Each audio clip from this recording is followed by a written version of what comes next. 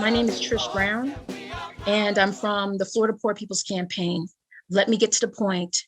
Florida is in a state of emergency with housing no longer affordable, y'all.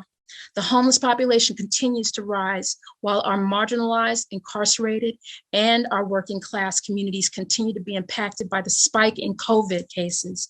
We struggle to make ends meet with no sustainable living wages or affordable health care. We're dying here. DeSantis continues to run our state under a tyranny and militia rule instead of prioritizing and focusing on bills that protect and secure our people's lives and our human rights, keeping us safe.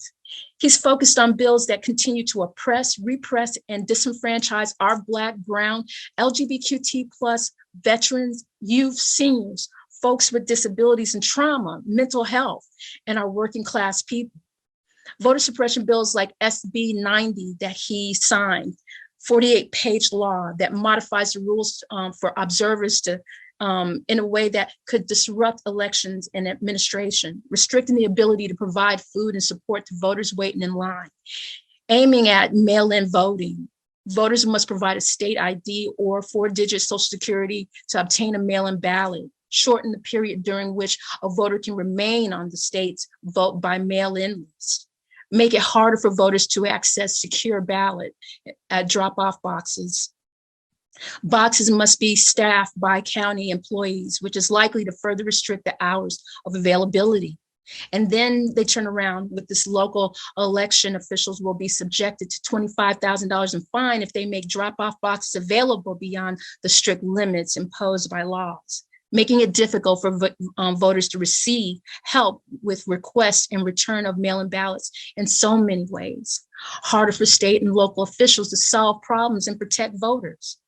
Our Floridians need policies and legislation that are going to provide automatic voter registration in multiple locations, legislation that provides for same-day registration, no excuse mail-in voting, early voting, more polling stations, extended and longer voting hours for working class people that get off late, and protect our observers who support and assist voters when issues occur at the polls. DeSantis laughs and says that Florida is free state, that we're a free state.